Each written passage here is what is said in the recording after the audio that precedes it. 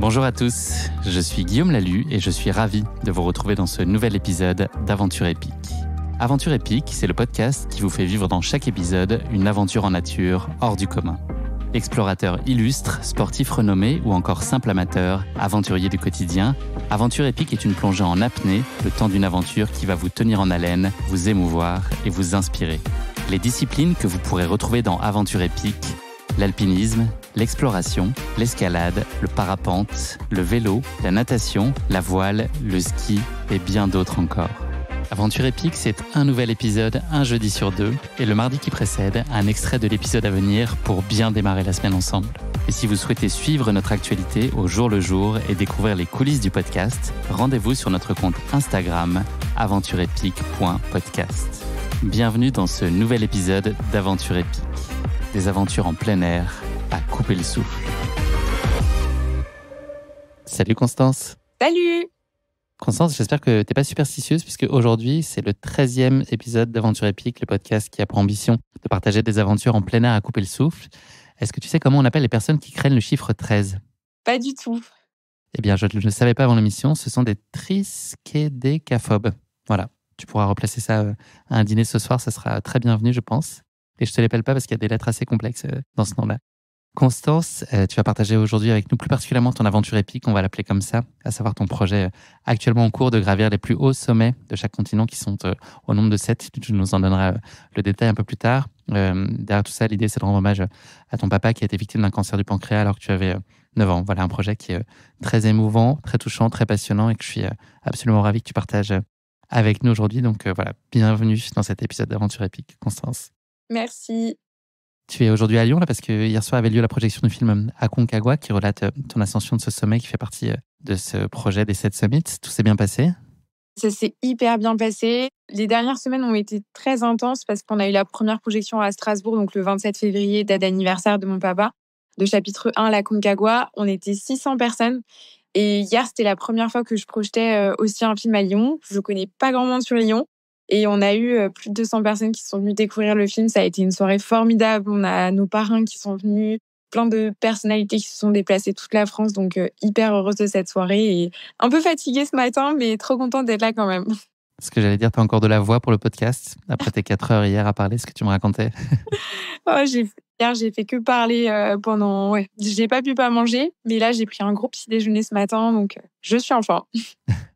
J'ai une question classique d'ouverture pour le podcast, alors qui s'adapte plus ou moins à toi, à ta situation, Constance. Cette question, c'est de savoir à quel point cette aventure t'habite au quotidien. Donc voilà, habituellement, c'est des gens qui ont vécu déjà une aventure. Toi, elle est en cours de construction et d'avancée. Est-ce que ça monopolise aujourd'hui l'essentiel de tes pensées ou est-ce que tu es aussi très dans ton quotidien, dans le travail, ou vraiment tu es obnubilé par ce projet des 7 sommets qui prend beaucoup, beaucoup de place dans ta vie ? Alors, j'ai envie de dire oui, je suis clairement obnubilée par ce projet d'ascension des 7 sommets. Après, c'est vrai que la création de mon association, donc qui a pour but d'accompagner des enfants qui ont un parent atteint de cancer ou qui ont perdu un parent, prend également énormément de place dans ma vie. Mais c'est sûr que comme je suis en plein milieu de mon projet et qu'aujourd'hui, j'ai fait 3 sommets du coup sur les 7, forcément, je pense encore énormément à la suite et à tout ce qui va m'arriver dans les mois et années à venir. Et évidemment, c'est énormément de préparation mentale, physique. Donc voilà, j'essaye de faire de mon mieux, mais ça prend beaucoup de mes pensées, effectivement. Et toujours le même enthousiasme ? Ah bah, l'enthousiasme de plus en plus même. En fait, quand je vois l'enthousiasme autour de moi par rapport à tout ce qui est en train de se créer, bah forcément, je me dis c'est incroyable parce que quand j'ai démarré ce projet pour mon papa, il y avait personne autour de moi. Enfin, il y avait ma famille et c'est à peu près tout. Et aujourd'hui, me dire qu'on est aussi nombreux sur les réseaux sociaux, en réel aussi, parce que les gens ne sont pas que dans le virtuel, ils existent en vrai. Exactement. Mais non, mais on s'en rend pas compte et parfois on a tendance à l'oublier et on se dit les influenceurs, en fait, ils sont que sur les réseaux. Mais la réalité, c'est que les gens ont vraiment envie aussi de rencontrer, de vivre des choses avec nous. Donc, on a, nous, beaucoup de bénévoles dans l'asso et ce qui me permet de voir du monde au quotidien. Et moi, j'adore rencontrer du monde. Ça crée un bel élan, évidemment. En plus de toi, ton énergie et ta capacité à fédérer ces gens autour de toi et de ce projet. Constance, en guise d'amorce d'épisode, j'ai pour habitude de regarder sur Google Actualité un mot-clé qui est en lien avec l'aventure qu'on va traiter dans l'épisode en question. Donc, j'ai fait cet exercice-là. Et voilà ce qui est ressorti, en fait. Le magazine Géo a publié une liste des 10 destinations dites touristiques les plus inhospitalières du monde.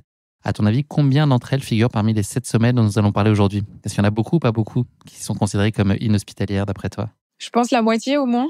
Ouais, exactement, plus de la moitié, 5 sur 7. Euh, L'Antarctique, l'Everest, la Concagua, le Denali et le mont Elbrus qui est dans le Caucase. Voilà, en Russie. Pas mal, ça donne une idée de ce qui t'attend.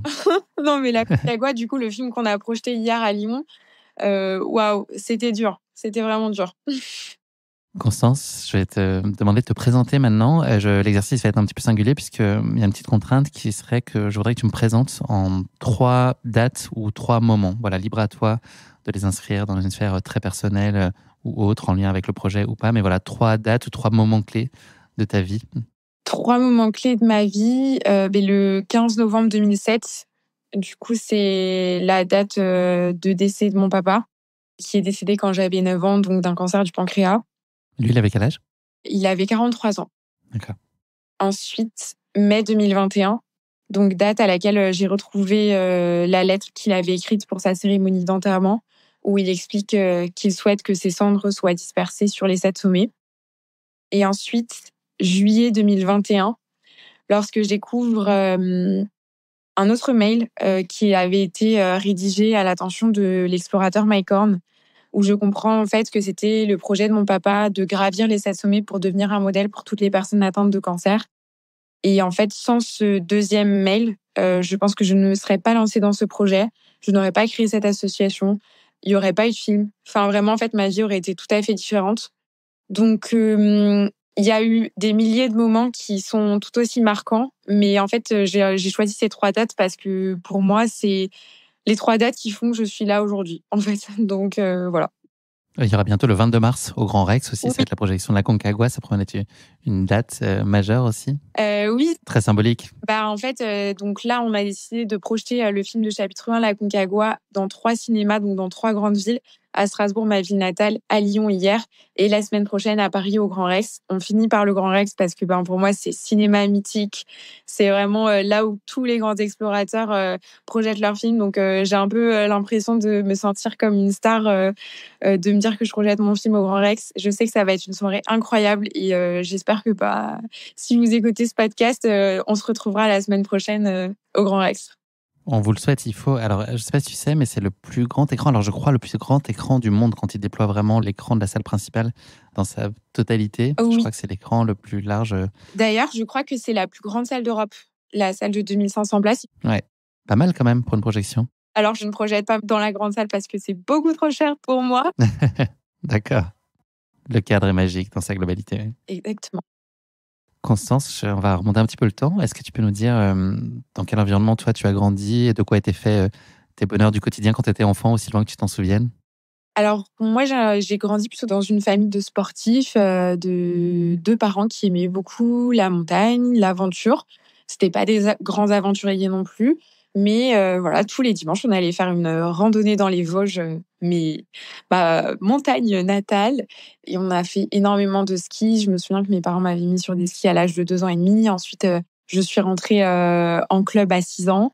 J'ai fait énormément de ski dans ma vie et après, mes parents m'ont aussi appris à découvrir un peu toutes sortes d'activités. Donc, j'ai fait de la flûte traversière, j'ai fait du modern jazz. Voilà, j'ai eu l'occasion de découvrir énormément de jolies activités étant petite et je pense que ça m'a beaucoup forgée, ça m'a beaucoup appris aujourd'hui aussi à savoir gérer plein de choses en même temps puisque comme je travaille à côté de ce grand projet, forcément, il faut savoir bien gérer son temps. Et je pense que dès petite, ça a été un peu le mot d'ordre dans ma vie. Donc, voilà. Comment tu qualifierais ta relation avec tes parents? Alors, avec mon père, clairement fusionnel, parce que j'étais vraiment sa petite fille chérie. Il les avait attendus pendant 3 ans avant de m'avoir.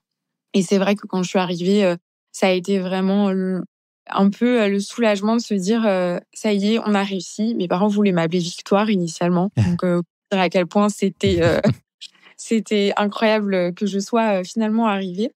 Et après, pareil, très fusionnelle avec ma maman aussi. Après, c'est vrai que j'ai été plus fusionnelle avec ma maman une fois le décès de mon papa, puisque forcément, on s'est retrouvés que toutes les deux. Je devais avoir des frères et sœurs et malheureusement, à la suite de la maladie de mon papa, ça n'a pas pu se faire.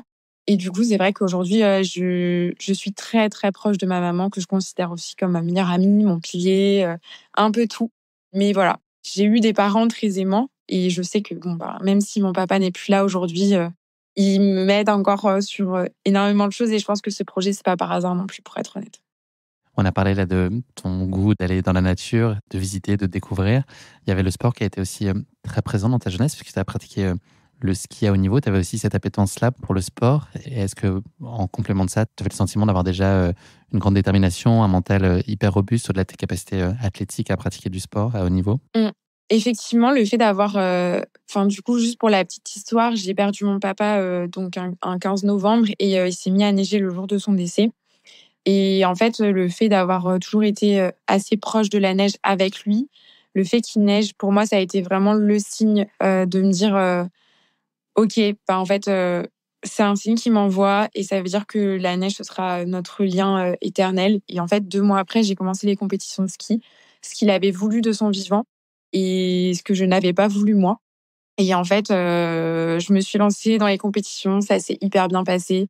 J'en ai fait pendant 10 ans, donc j'étais jusqu'en circuit Coupe d'Europe et j'ai fait énormément, énormément de sport. Après, effectivement, niveau détermination, niveau mental, ça a été la meilleure école que j'ai pu avoir parce que j'avais un entraîneur qui était pas facile, je dois dire.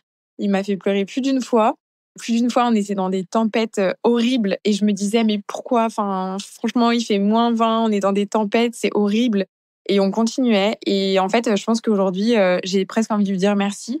Merci parce que, bah, du coup, ce projet 7 sommets me paraît beaucoup moins compliqué en ayant vécu ça à répétition pendant plusieurs années. Je me dis que là, j'étais dans des tempêtes horribles en Alaska. Finalement, c'est passé comme une lettre à la poste.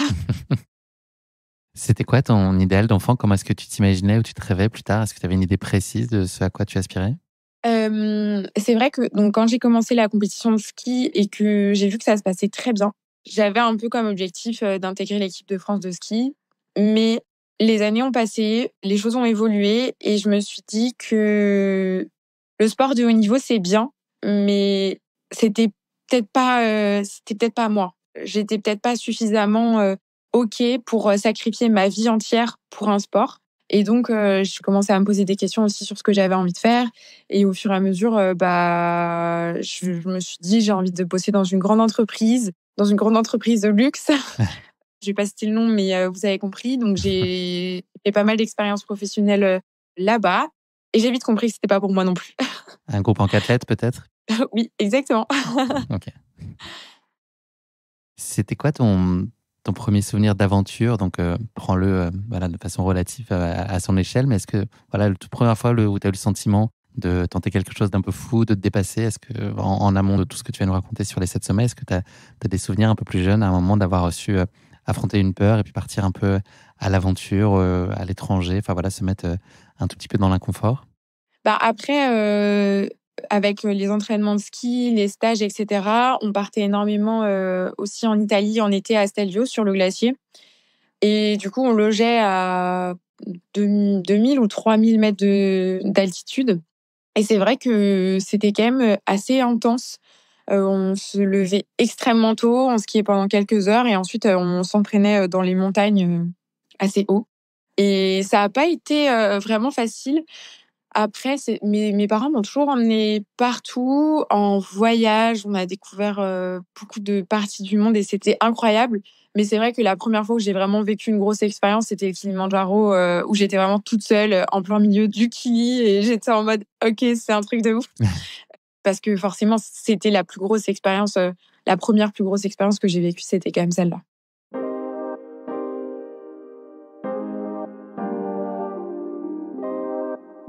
Merci beaucoup pour cette première présentation, Constance. On va passer maintenant à notre rubrique Uno. Voilà, c'est une gravitation autour du chiffre 1, un petit pas de côté qui va nous permettre de continuer à mieux te connaître. Donc, j'ai 3 questions qui sont en lien avec ce chiffre. Est-ce que tu es prête? Je suis prête. Constance, tu pouvais vivre dans un film pendant 1 semaine. Quel film tu choisirais? J'ai le droit de dire mon film? Ouais, c'est pas mal, ça marche. C'est rare de pouvoir dire ça, profites-en. Franchement, oui, j'ai envie de dire mon film. Alors lequel? Le prochain, si tout va bien, je croise les doigts, ce sera chapitre 2, le Denali, donc le plus haut sommet d'Amérique du Nord en Alaska. On n'est pas arrivé au sommet en juin dernier. Ça a été honnêtement l'enfer. Enfin, je pense que j'en reparlerai plus tard, mais on a vécu des tempêtes et des tempêtes et des tempêtes. Je repars en juin prochain et j'espère que ce sera le bon film cette fois. Je te le souhaite. Si tu pouvais faire un vœu dont le bénéfice ne s'appliquerait pas à toi, lequel tu choisirais? Petite lampe magique, là tu frottes, qu'est-ce que tu demandes au génie? Ouais, je sais très bien ce que je demande au génie. Et je pense que je vais pleurer, mais je vais essayer de pas pleurer. On a malheureusement perdu un papa de l'association lundi, un papa qui habitait à Lyon. Et le hasard a fait que ma projection était hier soir. Il aurait dû être là avec ses 3 enfants. Et il a pu profiter l'année dernière d'un match à l'Olympique Lyonnais avec sa fille et qui sont tous les deux fans de l'OL. Et en fait, quand j'ai appris son décès, j'ai regardé notre conversation et j'ai vu que son dernier message, c'était une demande pour sa fille. Et enfin, pour 2 de ses enfants qui sont fans de Mike Horn. Et il m'a dit, est-ce que tu penses que ce serait possible que pour l'anniversaire de ma fille, on lui fasse une surprise et qu'il fasse une randonnée avec Mike Horn? Donc voilà, je pense que mon vœu, ce serait qu'on puisse réaliser ce beau projet en hommage à Dominique et pour ses enfants qui rêvent de rencontrer Mike. Espérons que ça puisse se faire. Ce serait effectivement un très bel hommage. Ouais. 3e question, un peu plus légère. Si tu étais un emoji? Alors, c'est celui qui rigole, genre de côté. Avec les yeux un peu en triangle, là, enfin un peu plissés, c'est ça? Oui. Avec les larmes ou pas, ou juste les yeux plissés? Avec les larmes, enfin celui qui rigole, mais sur le côté qui est trop drôle. Je le mets partout et genre moi j'adore rigoler, je suis trop bonne vivante et j'adore faire des blagues. Donc à chaque fois je mets cet emoji dans tous mes messages. Nos auditeurs peuvent pas voir parce que tu as donc mimé cet emoji avec tes mains et ton visage incliné, mais je pense que chacun aura compris de quel emoji il s'agit. Moi, j'ai eu cette chance de le voir en vrai. On va s'attacher maintenant à ton aventure épique et ce projet donc des 7 sommets. Je te propose avant ça qu'on en revienne un peu à ses origines. Tu l'as touché du doigt tout à l'heure. Mai 2021, ça a été une date importante. Il y a une lettre qui t'était jusqu'alors inconnue qui a croisé ton chemin. Est-ce que tu peux en dire plus à nos auditeurs? Du coup, effectivement, tout ce grand projet d'ascension des 7 sommets est parti d'une lettre que j'ai retrouvée en mai 2021, écrite par mon papa pour sa cérémonie d'enterrement, où il expliquait dans cette lettre comment il imaginait sa cérémonie d'enterrement et à la fin, il ajoute j'aimerais si possible que mes cendres soient dispersées sur les 7 sommets, le plus haut sommet de chaque continent. Et c'est vrai que au moment où j'ai découvert cette lettre, j'avais pas du tout conscience de son projet, de ce qu'il avait de ce qu'il voulait qu'on réalise pour lui, son dernier hommage. Et puisque j'ai découvert plus tard aussi son projet, finalement, qu'il a souhaité mener pendant ses 4 ans de maladie. Donc, ça a changé énormément de choses dans ma vie et surtout dans ma vision de la vie. Donc, ça a été un peu un déclic et un déclic dont je suis ravie aujourd'hui. Est-ce qu'il a été immédiat? Est-ce qu'à la lecture de la lettre, tout de suite, tu as eu cette envie ou il a d'abord fallu le temps d'accueillir tout ce message et puis voilà, ces éléments que tu soupçonnais pas du tout? Est-ce qu'il a quand même fallu un petit peu le temps de digérer, c'est peut-être pas le bon terme, mais en tout cas de les appréhender au fond de toi pour tout de suite voir naître, faire de tout ça finalement une opportunité de créer quelque chose et puis d'honorer sa mémoire? Alors, effectivement, c'est une bonne question et non, j'ai pas du tout, tout de suite, eu comme projet de faire les 7 sommets parce que trop soudain, parce que c'est ce que je disais avant, j'étais quand même, en école de commerce, j'ai travaillé dans des grands groupes, je travaillais dans un grand groupe à ce moment-là. Tout quitter pour me lancer dans l'ascension de sommets où, en fait, les études que j'avais pu mener jusque-là, c'est pas qu'elles étaient inutiles, mais c'est que, forcément, ça a été quand même un gros engagement, à tous les niveaux et que c'était pas du tout la vie que je m'étais imaginée. Et en fait, au fur et à mesure des mois qui sont passés, déjà juste le gros hasard, c'est que je partais 2 mois après la découverte de cette lettre en Tanzanie pour un voyage humanitaire pendant 6 semaines et que j'étais à 1 heure du Kilimandjaro. Et c'était la première fois que je me retrouvais à côté d'un des 7 sommets. Donc, disons que ce premier sommet me trottait vraiment en tête, sans vraiment non plus me dire « Ok, je vais tenter le Kili », mais les autres, pas du tout. C'est un exercice que tu as déjà fait, mais je vais te le redemander pour nos auditeurs. Peut-être est-ce que tu serais OK de reciter les 7 sommets? J'en ai déjà parlé de quelques-uns tout à l'heure. Est-ce que tu peux faire travailler ta mémoire et nous les reciter? Ah bah oui, avec plaisir. Du coup, donc, pour l'Afrique, c'est le Kilimandjaro, donc le plus haut sommet de Tanzanie et d'Afrique. Ensuite, nous avons pour le plus haut sommet d'Amérique du Sud, c'est l'Aconcagua en Argentine. Le plus haut sommet d'Amérique du Nord, c'est le Denali en Alaska. Nous avons également le Mont Vinson en Antarctique, le Puncajaya en Papouasie-Nouvelle-Guinée. Pour l'Europe, c'est l'Elbrus en Russie et non le Mont Blanc. Et enfin, le plus haut sommet du monde, c'est l'Everest. C'est un format qui existe, les 7 sommets, c'est-à-dire qu'il y a déjà un certain nombre d'explorateurs qui se sont lancés. Pas dire que ce soit un circuit officiel, mais en tout cas, c'est un projet dans lequel déjà un certain nombre d'explorateurs se sont lancés. Je crois qu'il y a est-ce qu'il y a de la latitude pour un peu réinterpréter les 7 sommets? Est-ce qu'ils sont figés ou est-ce qu'il y a eu plusieurs lectures ou plusieurs options possibles? Effectivement, il y a plusieurs lectures possibles. Pour certains, on dit que c'est le Mont Blanc, quand même, le plus haut sommet d'Europe. Et aussi en Océanie, on dit que c'est un sommet en Australie. Alors par contre, j'ai plus le nom en tête. Je peux te le dire. Mont Kosciuszko, c'est possible? Exactement. Ouais. Voilà, tout à fait. Et c'est vrai que le challenge le plus connu reste celui que je vais faire, puisque officiellement, ce sont les plus hauts de chaque continent. Mais effectivement, il y a 2 listes distinctes. Après, je crois qu'en France, globalement, les rares Français qui ont fait ce challenge et cette sommet ont fait la première liste. Par quoi on commence? On a ce projet, on a décidé qu'on allait y aller. Enfin, tu as décidé que c'était un projet qui allait t'animer sur ces prochaines années. C'est quoi la première brique qu'on pose? Après, j'imagine qu'il y a des points d'interrogation dans tous les sens autour de toi à ce moment-là. Quelle est la première chose que tu entreprends pour initier le mouvement vers cette réalisation? Le premier grand sommet, c'est clairement le Kilimandjaro et c'est là où tout a été lancé en fait, parce que le Kili c'est le sommet le plus accessible, c'est le sommet le moins cher aussi parce qu'il y a quand même une grosse question budgétaire dans l'ascension de ces sommets, c'est plusieurs centaines de milliers d'euros que je n'ai pas. Donc voilà, je veux dire franchement, il faut pas juste se dire c'est gravir des montagnes et tout, il y a un énorme taf à fournir derrière tout ça, un énorme engagement de recherche de sponsors, etc., de soutien, de visibilité sur les réseaux sociaux. C'est pas juste se dire ok, je vais m'acheter des chaussures, un gros pantalon et c'est bon, je pars à l'Everest quoi. Pas du tout. Je préfère le repréciser parce que souvent on se dit quand on regarde sur les réseaux, mais ça a l'air facile en fait. La Concagua en Amérique du Sud c'est facile, mais c'est entre 25 et 30% de réussite, donc le facile est tout à fait relatif. Ouais, mais franchement, il y a des guides du Mont Blanc qui n'ont pas réussi le sommet de la Concagua, donc voilà. Je pense qu'il faut quand même se dire qu'effectivement il y a beaucoup de points d'interrogation comme tu disais. Et le premier sommet qui s'est hyper bien passé, je savais que c'était le sommet le plus facile et que après allait m'attendre de grosses galères, et je confirme, j'en ai eu des grosses galères. Et donc là, tu décides très vite de donner corps à l'association. Est-ce que c'est justement un des premiers mouvements aussi que tu veux initier? C'est ça, l'association, au-delà de commencer à chercher des financements, d'en parler autour de toi, de communiquer, que j'imagine tu as voulu mettre en place assez vite. Parce qu'il y a aussi cette envie d'engagement. Et puis, c'était quoi derrière tes ambitions et ton rêve et ton idéal pour cette association? Quel sens tu lui donnais au moment où tu l'as créée? T'as tout à fait raison, parce que sans l'asso, je pense pas que je me serais lancée dans les 7 sommets. Pourquoi? Parce que quand j'ai appris que le projet de mon père, c'était de devenir un modèle pour les personnes atteintes de cancer, évidemment, moi, j'ai pas voulu faire le projet pour les mêmes raisons que lui, parce que j'ai pas vécu la maladie. Et pour moi, si on veut devenir un exemple de quelqu'un, il faut à minima avoir vécu la même situation que lui. Et je me suis dit, mais moi, j'ai quand même vécu pendant 4 ans la maladie de mon père. Ça me semble cohérent que je puisse apporter mon aide, ou en tout cas mon histoire, à des enfants qui ont vécu la même chose. Et donc, je voulais m'allier à une grosse association en me disant, en France, c'est forcément qu'il y a une asso qui existe pour ça. Et en fait, il n'y en a pas. Donc, c'est là où j'ai compris aussi l'impact qu'allait avoir ce projet et l'impact de la création de mon association, donc cette sommet contre la maladie que j'ai créée en mars 2022. Parce que je sais que j'en aurais vraiment eu besoin à 9 ans quand j'ai perdu mon papa et pendant les 4 années de maladie aussi, de me rendre compte que j'étais pas seule dans cette situation, de me rendre compte que en fait la vie continue, qu'il y a encore plein de belles choses incroyables qui vont pouvoir m'arriver.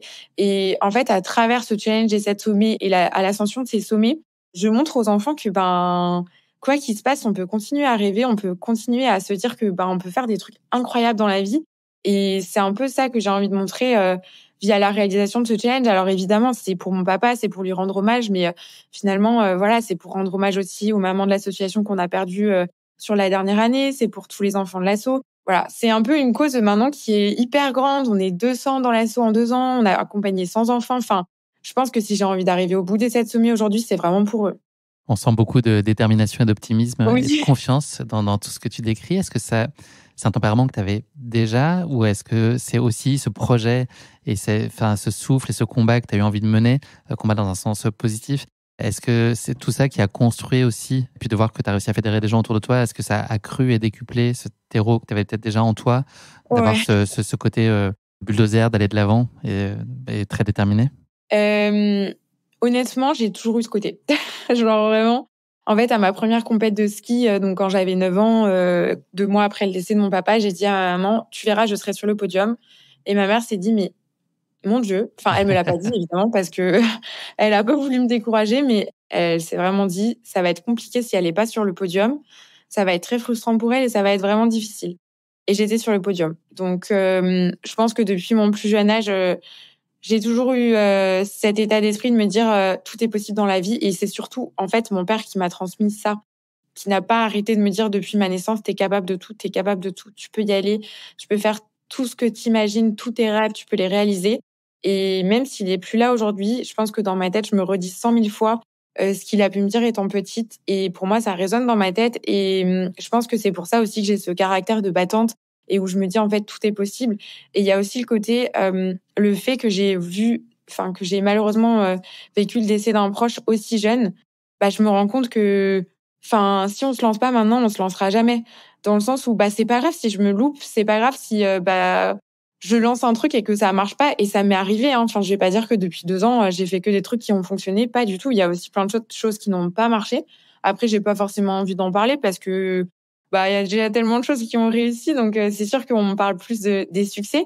Mais voilà, enfin, je veux dire, si demain, je suis plus là, et ben, au moins, j'aurais quand même fait des trucs de ouf. Et puis, en fait, parfois, faut juste toquer à la porte et puis tenter. Et les gens sont sympas quand même. Enfin, les gens globalement ont envie d'aider quand on vient avec un projet un peu sympa et que on sent que qu'il y a de la bonne volonté derrière et tout. L'humain est quand même profondément bienveillant, je trouve. Il faut toquer à la porte, parfois il faut l'enfoncer un petit peu, il faut mettre un petit coup de bélier pour l'ouvrir, mais c'est comme ça qu'on y arrive. Et est-ce que tu as pu sentir parfois autour de toi, alors peut-être pas ta toute proche famille, mais un peu de doute ou un peu de défiance sur toi, tes aspirations? Je ne sais pas si ton jeune âge, c'est des choses qu'on peut malheureusement constater, peut aussi créer un problème de légitimité, en tout cas de crédibilité auprès de certains. Est-ce que c'est quelque chose auquel tu as été confronté? J'imagine qu'avec le temps et puis les expériences et les résultats, l'histoire que tu peux raconter, c'est de plus en plus facile, mais sur les tout débuts, est-ce que tu as senti un peu de résistance aussi et à quel point ça a pu t'affecter? Alors oui, non, mais au début, même ma famille, quand je leur ai dit: «Je vais faire les 7 sommets pour papa», ils m'ont regardée. Et alors ma mère qui me soutient dans tout, même elle y croyait pas. Non. Mais vraiment, hein, genre, sincèrement, aujourd'hui, maintenant, les gens m'en parlent comme si c'était, logique et que ça allait de soi que j'allais faire les 7 sommets. Mais au départ, c'était pas du tout, du tout, du tout, ni ce que ma famille a imaginé, ni mes amis proches, ni personne, en fait. Personne n'y croyait. Et puis, j'avais aussi reçu beaucoup de messages au début en me disant, «Mais tu te rends pas compte, mais ça va pas, tu sais pas ce que c'est de faire un sommet comme ça», enfin voilà.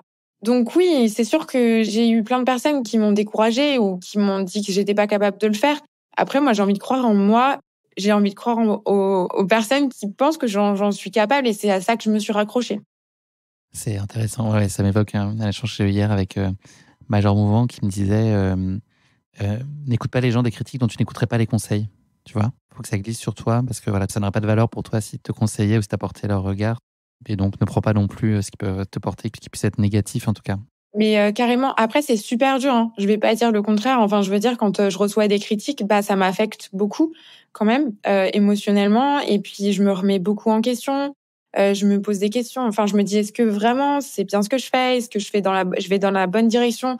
Après, aujourd'hui, je suis accompagnée par des partenaires fantastiques qui m'aident, qui m'accompagnent, qui me conseillent. Enfin, c'est pas juste des partenaires financiers, c'est vraiment des personnes qui sont là pour le bien de l'association, pour mon bien aussi, qui ont envie que tout fonctionne correctement. Et pour le coup, c'est des soutiens énormes. Et je sais que quand j'ai un coup de mou ou quand il y a quelque chose qui va pas ou je ne sais pas quoi faire, ils sont là pour moi. Et vraiment, je les remercie parce que, mine de rien, en 2 ans, je suis suivie par 22 partenaires des très grosses entreprises. Et me dire qu'il y a les directeurs qui ont 4 000, 5 000 salariés qui prennent parfois plusieurs heures pour moi chaque semaine pour me conseiller, je trouve ça incroyable. Et voilà, je dis pas qu'il faut écouter personne, mais en tout cas, il faut écouter les critiques constructives. Il faut savoir s'écouter soi aussi beaucoup et pas perdre ses convictions, quoi qu'on entende. Exactement. Savoir piocher, c'est toujours compliqué, mais voilà, à bonne escient ce qu'on reçoit comme conseil et puis en même temps se faire confiance. Exactement. Ta connaissance de l'alpinisme, d'où tu partais, puisque c'est une notion évidemment centrale dans ce projet-là, dans sa réalisation. Tu étais ceinture blanche ou ceinture noire?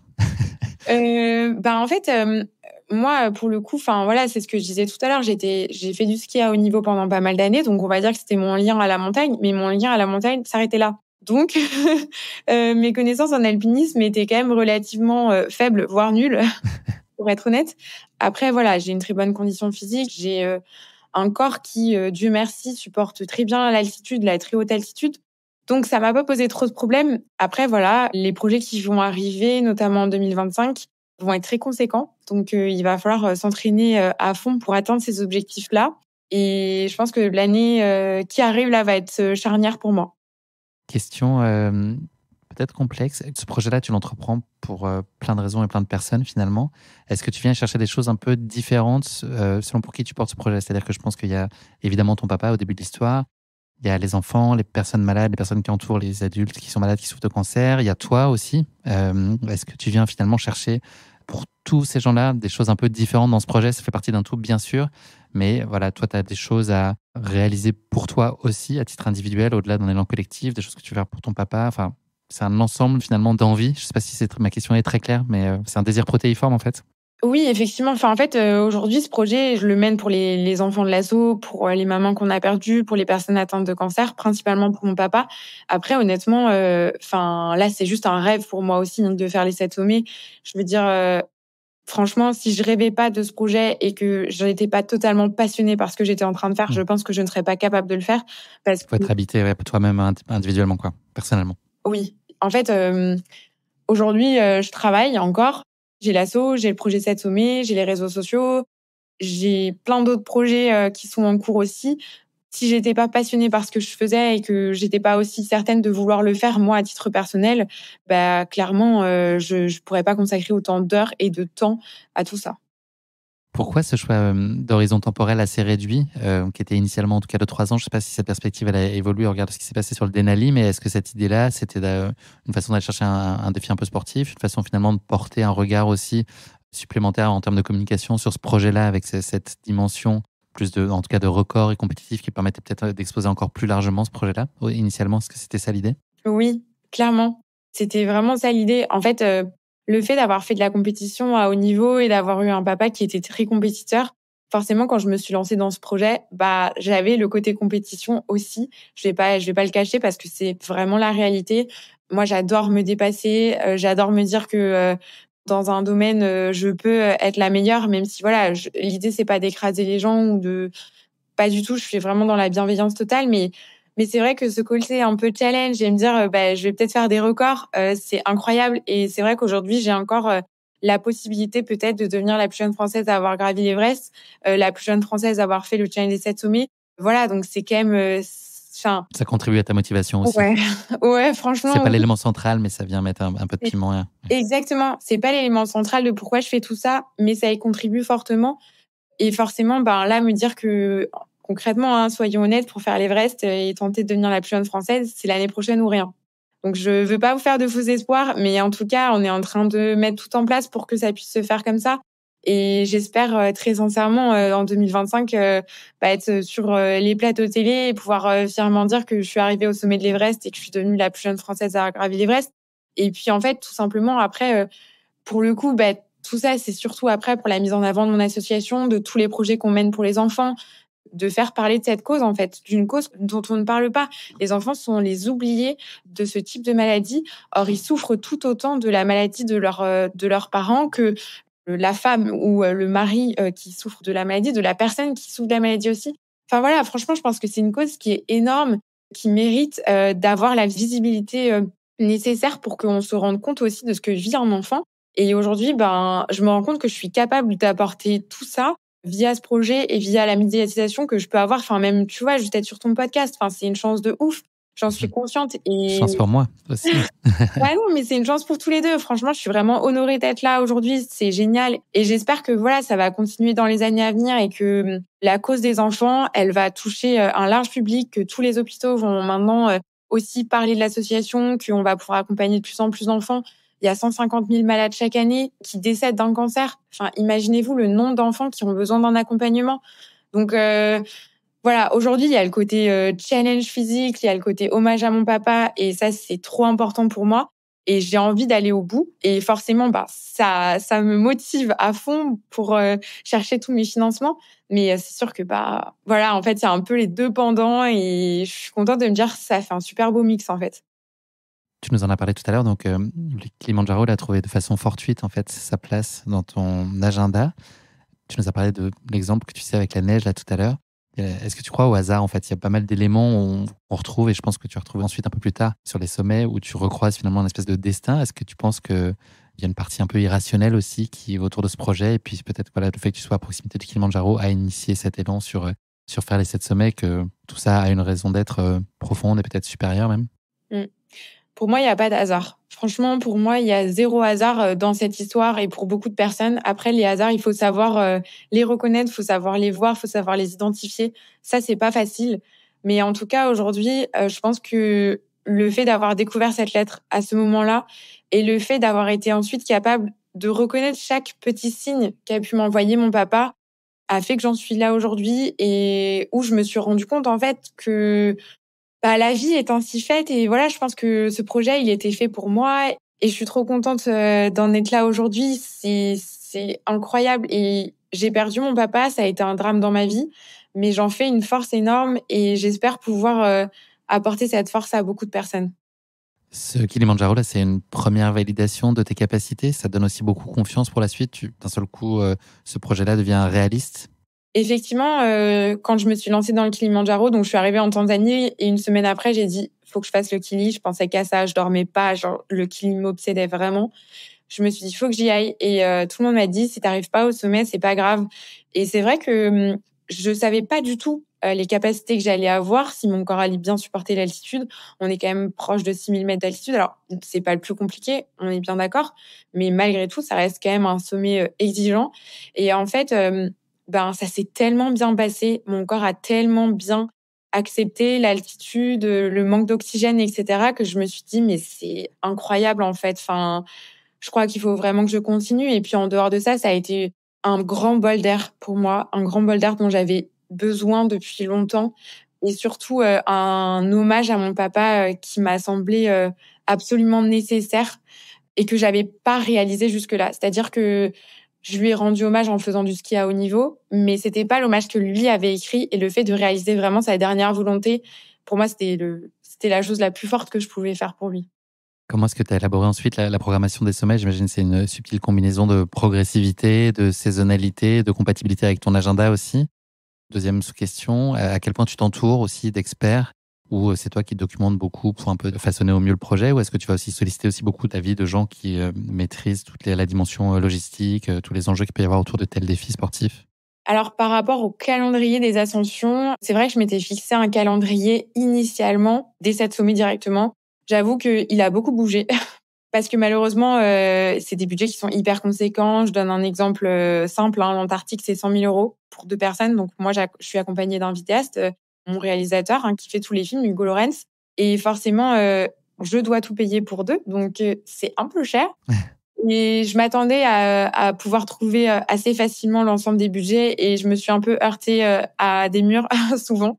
Et je me suis rendu compte que bon, c'est pas grave si on décalait un peu dans le temps.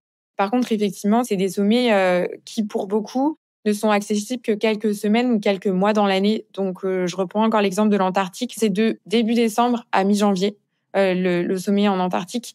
Donc, évidemment, c'est une super petite plage horaire. Donc, je devais tenter de le faire en janvier dernier. Évidemment, ça décale de 1 an, mais en réalité, ça décale même de 2 ans puisqu'on a un autre projet pour 2025. Donc, je sais pas trop si je vais en parler, mais, mais en tout cas, voilà, ça décale à Allez. 2026. Mais je pense que vous avez tous compris lequel c'est 2025. Mais voilà, donc ça décale de 2 ans. Après, c'est pas la mort, honnêtement. J'ai 25 ans aujourd'hui. C'est pas grave si j'enchaîne pas tout aussi vite que j'aurais voulu. Comme dit, c'est un défi sportif et c'est trop cool. Mais les personnes qui me suivent ne me suivent pas parce que je vais faire ce projet en 1 an ou en 2 ans. Ils me suivent parce que ils aiment le côté challenge et puis tout ce qui a été créé autour en fait de ce challenge et cette sommet. Donc voilà, je suis pas comme Nimsday qui cherche à faire les 14 fois 8000 en moins de 12 mois ou je sais plus combien, 11 mois. Voilà, c'est pas ça. Après voilà, si j'arrive à faire des petits challenges physiques en même temps, c'est trop cool, mais je suis moins stressée par le temps que ce que j'avais pu l'être au tout début quand je me suis dit je le fais en 3 ans, je veux le faire en 3 ans. Il y a une date importante un peu plus tard, au mois de décembre, où tu as décidé à un moment, à une conférence, de te lever d'un fauteuil et puis de descendre un peu les marches pour te rapprocher de la personne qui était sur scène à ce moment-là. Est-ce que tu peux nous expliquer qui était cette personne et puis quel lien finalement, à quel endroit se croise son histoire, celle de ton papa et puis la tienne, et puis on l'espère plein de projets communs ensemble à l'avenir? J'avoue que c'est une rencontre qui a énormément bouleversé ma vision des choses, ma vision du projet. Et c'est aussi à ce moment-là et grâce à lui que je me suis rendu compte que le projet était vraiment grand. C'est-à-dire que quand je l'ai lancé, je me suis dit, OK, why not, on fait les 7 sommets et tout. Mais le fait d'avoir son soutien, ça m'a, waouh, je me suis dit, c'est un truc de ouf. Donc en fait, en décembre 2021, j'ai rencontré Mike Horn à une de ses conférences. On était 3000, c'était à Genève. Et au milieu de la conférence, il a dit, est-ce que vous avez des questions? Et j'étais venue pour lui donner la lettre, le mail en fait que j'avais redécouvert, qu'un ami à mon papa nous avait envoyé en juillet 2021 après avoir réalisé le Kilimandjaro, où je comprends que c'est le projet de mon père de faire les 7 sommets. Et ça, je le comprends via ce mail qui a été envoyé à Mike Horn. Et en fait, c'est la femme de Mike, Cathy, qui a répondu à l'époque en disant voilà le contact de Mike, il revient d'ici 15 jours, vous pouvez l'appeler et tout. Et en fait, après, j'ai découvert que Cathy était aussi décédée d'un cancer. Et je trouve que ça faisait trop de liens en même temps, trop de coïncidences, encore une fois, de hasard, pour ne pas lui exposer ce projet de dingue. Et du coup, je suis descendue, je lui ai expliqué. Ça a été un énorme moment d'émotion. Et encore aujourd'hui, il y a énormément de personnes de cette conférence qui me suivent sur les réseaux et qui m'écrivent souvent en me disant on t'a suivi depuis le premier jour, c'est fou, jusqu'à où t'es allé. Tu vas aller encore si loin. C'est trop incroyable. Mais en tout cas, voilà, il est descendu de scène, il m'a pris dans ses bras, grand moment d'émotion. Et il m'a dit, je te soutiendrai dans ton projet. Et si je peux faire un sommet avec toi, ce sera avec beaucoup de plaisir.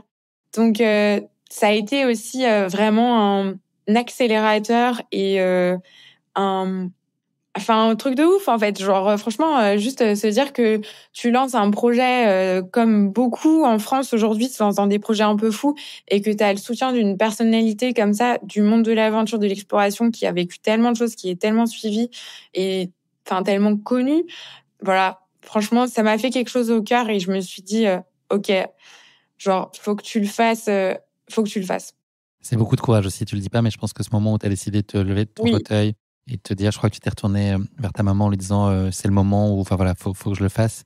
Je t'imagine que tu étais à ce moment-là totalement habité par le projet et que finalement, c'était là que ça devait se passer, quoi. En fait, faut savoir que c'était la première fois de ma vie que je parlais devant 3000 personnes et c'était aussi la première fois de ma vie que j'ai exposé mon projet à un grand public. Je veux dire, où je parlais ouvertement de la lettre de mon papa que j'avais retrouvée, etc. Donc forcément, aujourd'hui, je suis capable d'en parler sans pleurer, sans avoir la voix qui tremble.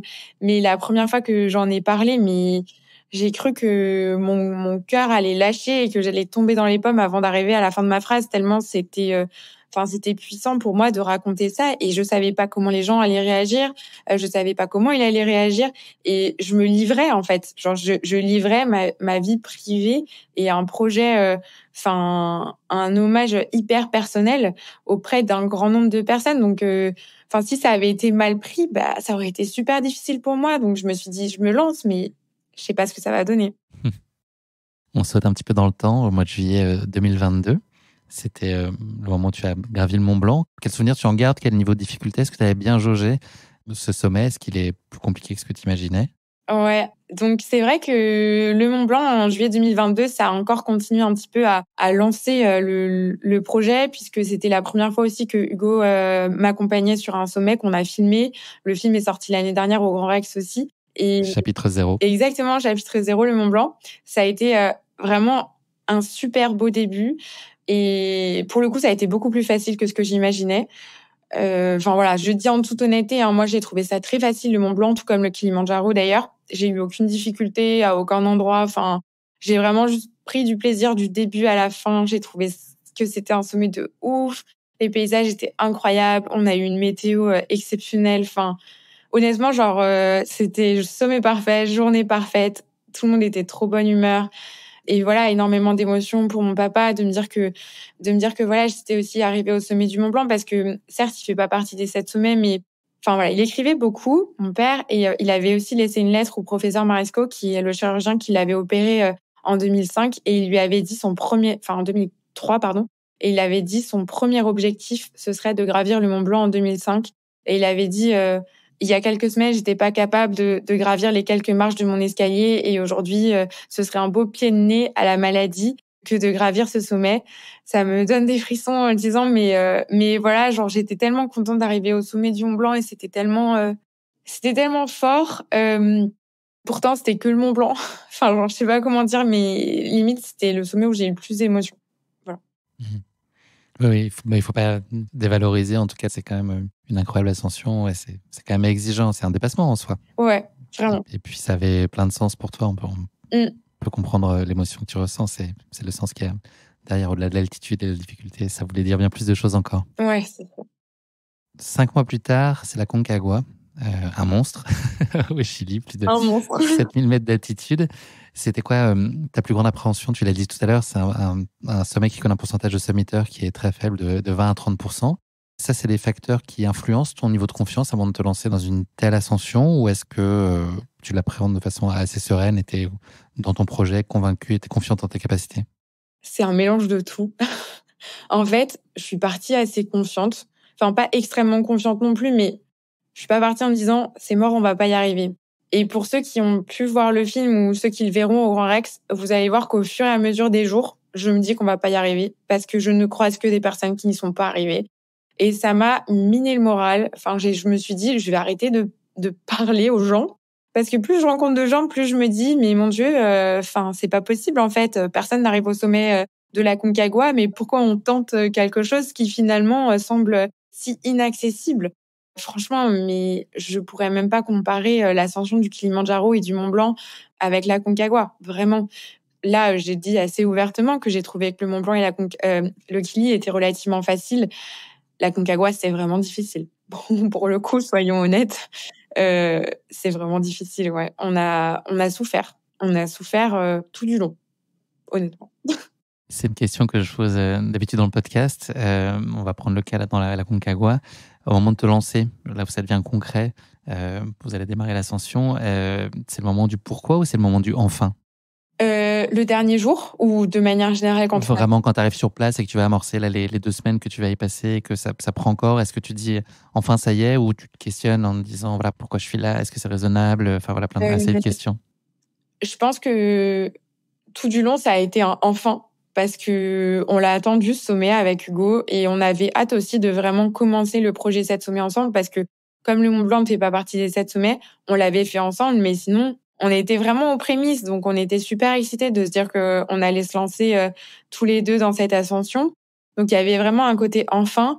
Après, il y a tellement de fois où on s'est dit pourquoi. Quand on est là, on s'est pris la tête aussi. On avait des sacs qui étaient tellement lourds, c'était absolument atroce.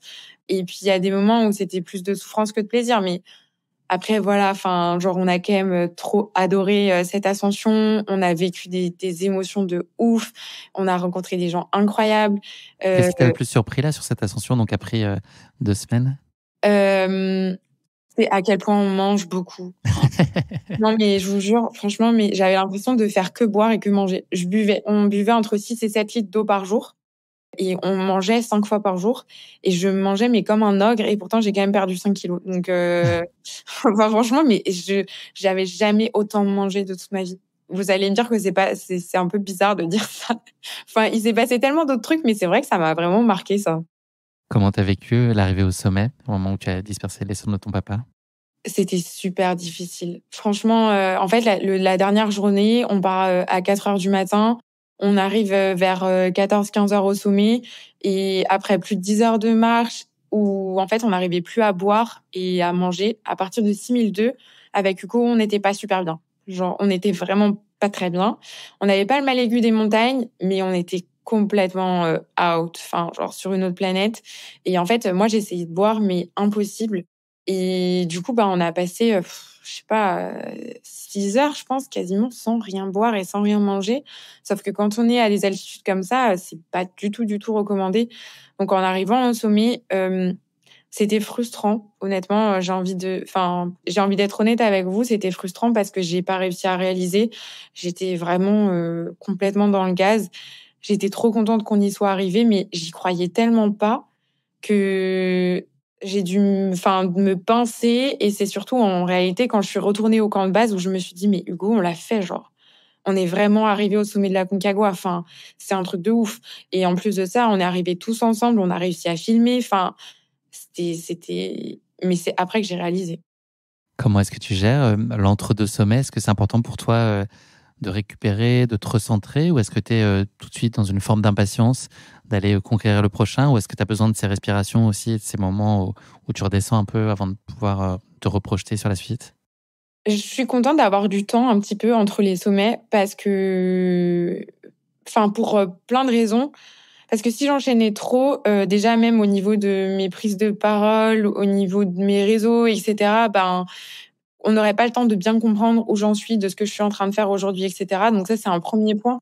Après, deuxième point, c'est que l'association, elle prend tellement d'ampleur. On a un événement par semaine pour les enfants de l'asso aujourd'hui.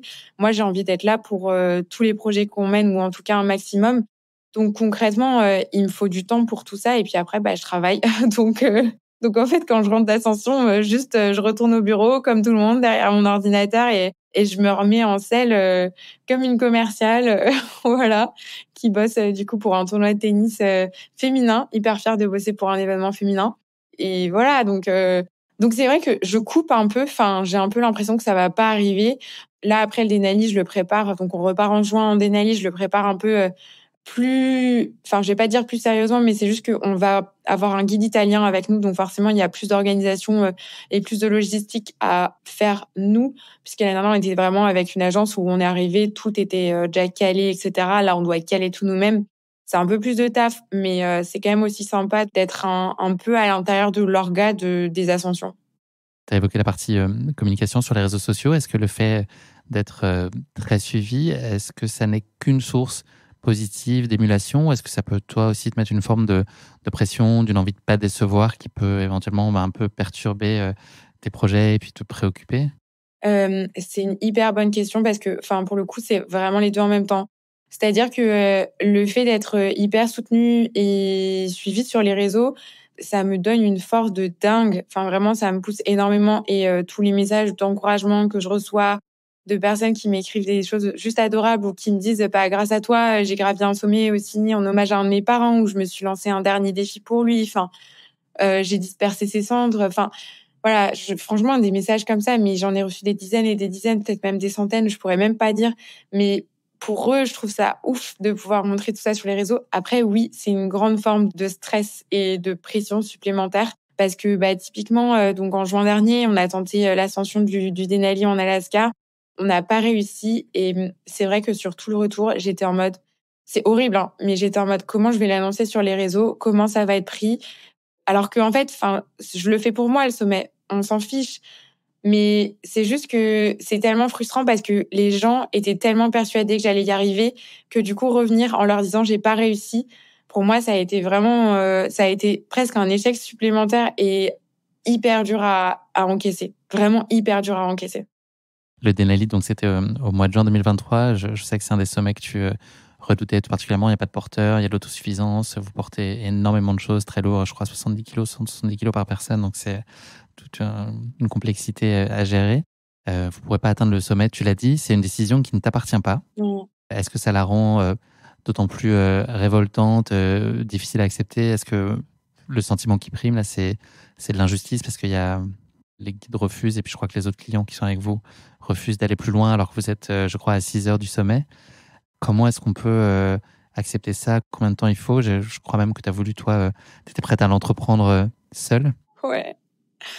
Ouah, franchement, c'était horrible. Enfin, honnêtement, je l'ai dit avant et c'est la réalité. Je suis vraiment une compétitrice. J'aime pas perdre. J'aime pas arriver au bout de mes projets. S'il y avait vraiment eu un problème météorologique essentiel ou une personne de l'équipe qui était pas en capacité de le faire, j'aurais accepté. Mais là, c'était pas le cas et je pense que ça a été, mais vraiment l'épreuve euh, la plus difficile à accepter de toute ma vie. parce que en fait, autant la Concagua, je suis arrivée en mode, je suis pas du tout sûre qu'on arrive à faire le sommet. Autant le Denali, j'étais partie avec un peu plus de confiance en moi. J'étais de plus en plus suivie par des marques aussi qui m'ont fourni beaucoup de matos, qui m'ont dit que ça allait le faire et tout. Enfin bref, du coup, c'est sûr qu'il y avait plein de nouveaux champs qui rentraient en ligne de mire et le fait de pas avoir réussi, ça m'a, enfin, je me suis sentie dévastée. Vraiment, j'étais super mal, j'étais super triste. J'ai mis énormément de temps à m'en remettre. J'ai été hyper frustrée. Ça se voit aussi sur les réseaux où il y a des vidéos où on voit que je suis vraiment énervée. Et j'ai eu envie quand même de le montrer malgré tout parce que j'ai envie d'être naturelle et de montrer ma personnalité. Et voilà, j'étais dégoûtée. Il y a de l'incompréhension aussi. Je trouve pas, il y a beaucoup de tristesse quand même. Tu parles on sent de la colère, mais on sent fondamentalement aussi beaucoup de peine. Et puis voilà, cette incompréhension sur cette décision qui t'échappe, quoi. Ouais, il y a de la peine, il y a de l'incompréhension, il y a de la peine pour mon papa parce que forcément c'est pour lui que je voulais faire ce sommet, mais pour être honnête, il y a aussi une grande frustration parce que quand j'ai tenté le sommet du Denali, on avait 2 mamans, Marina et Christelle, qui étaient atteintes de 2 cancers très graves et je savais que c'était les mois étaient comptés. Et elles suivaient le projet avec tellement d'attention et je voulais vraiment arriver sur ce sommet pour elles et leur montrer qu'il faut qu'elles continuent à se battre et qu'il faut qu'elles continuent à tout donner pour leurs enfants. Et voilà, malheureusement, elles sont parties entre-temps et ça a été super dur pour moi de me dire que je repars en juin mais qu'elles seront plus là pour le voir en vrai, donc difficile. Mais voilà, c'est la vie, c'est comme ça et en fait, je peux pas dire que c'est pas un échec parce que je le vois comme un échec et je sais que beaucoup de gens diront que c'est pas le cas. C'est un apprentissage de la vie. Je vais englober tout ce que tu as réalisé dans le cadre de ces 7 sommets là jusqu'ici, sous cet intitulé l'aventure. Qu'est-ce qu'elle t'a appris sur toi jusqu'à aujourd'hui? Je pense qu'elle m'a appris à dire merci. Enfin, parce qu'en fait, concrètement, tout ce projet, je pourrais pas le faire sans toutes les personnes qui m'entourent au quotidien et tout le soutien qu'ils m'apportent. Enfin, concrètement, aujourd'hui, il y a quand même 200 personnes et plus de 50 bénévoles qui sont là tous les jours à me dire comment on peut t'aider, qu'est-ce qu'on peut faire pour toi, etc. Moi, je trouve que c'est un truc de ouf. Il y a autant de personnes qui m'aident, qui m'aident et qui ont envie de partager l'histoire, qui ont envie d'en parler autour d'eux. Je sais pas, je réalise pas la chance que j'ai et en tout cas, j'essaye de le réaliser le mieux possible, mais c'est un peu difficile. Mais me dire, par exemple, que hier soir, on a quand même notre parrain Sébastien Loeb qui a fait le déplacement de Suisse en voiture jusqu'à Lyon. Ils étaient dans les bouchons de dingue et ils ont failli arriver avec 45 minutes de retard au film. Au final, ils ont speedé. Mais me dire que des personnes comme ça qui ont des plannings surchargés se déplacent d'aussi loin pour me soutenir et pour soutenir le projet. Il y avait Sébastien Loeb, mais il y avait aussi Nico Mathieu. Il y avait plein d'autres personnalités incroyables qui se sont déplacées de loin. Je me dis waouh quoi. J'arrive à déplacer des montagnes, tout le monde me le dit et je pense que c'est un peu vrai quand même et ça me paraît fou. Et c'est trop cool. La plus grande difficulté que tu as rencontrée jusqu'à maintenant sur cette aventure? Le Denali, hein. Sauf s'il faut que je donne une autre difficulté. Non, pas du tout. C'est libre à toi. Mais honnêtement, non, mais en fait, juste quand même au niveau des chiffres, parce que c'est super important pour se rendre compte. L'année dernière, le Denali a été la pire saison depuis 50 ans. Depuis 1971, il n'y a pas eu un taux aussi bas de réussite sur l'ascension du Denali. Donc voilà, on va dire que ça me rassure un petit peu quand même. Je vais y retourner un tout petit peu plus sereinement en juin. Mais oui, non, mais c'était... on a vécu des tempêtes, on a vécu du -30, on est resté bloqué dans nos tentes pendant... je sais pas combien de jours. Franchement, c'était hostile. Ah, c'était hostile. Hein. Là, pour le coup, l'aventure, l'expédition, la vraie, on était en plein dedans, quoi. Le moment que tu voudrais revivre, si c'était possible, un moment là. L'ascension du Mont Blanc, les 20 minutes avant d'arriver au sommet du Mont Blanc. Franchement, vraiment, c'était incroyable. C'était vraiment, vraiment incroyable. On en a parlé là, tu as donc fait le choix de documenter ce projet. Donc, il y a eu le Mont Blanc, le chapitre 0, il y a la Concagua, donc, pour lequel tu es actuellement en tournée avec le Grand Rex, donc le 22 mars. L'idée, j'imagine, c'est de documenter et puis de proposer aussi tes autres sommets sur des formats qui soient comparables. Oui, exactement. Le projet aujourd'hui, donc avec Hugo qui réalise les reportages, c'est que chaque année, le 27 février, donc date d'anniversaire de mon papa, on sorte l'avant-première de l'ascension qu'on a faite dans l'année et qui dure environ 1 heure. Et voilà, on espère que chaque année, on sera en capacité de sortir un nouveau film et de le sortir chaque année aussi au Grand Rex. Et voilà, après, on verra. Aujourd'hui, il y a plein d'autres discussions qui sont en cours avec des productions, avec peut-être des projets qui sont un petit peu plus gros encore que ce qu'on est en train de faire. Pour le moment, je préfère pas trop en parler parce que je sais pas du tout si ça va signer et comment les choses vont avancer. En tout cas, c'est trop cool. Ça fait 8 mois qu'on bosse sur ce gros projet. Et si ça se fait, je pense que vous allez me voir assez souvent. Je croise les doigts, on ne le voit pas. Je te souhaite que ça se réalise. Bah J'ai ouais. confiance. Mon petit doigt me dit que ça va bien se passer. Bah j'espère.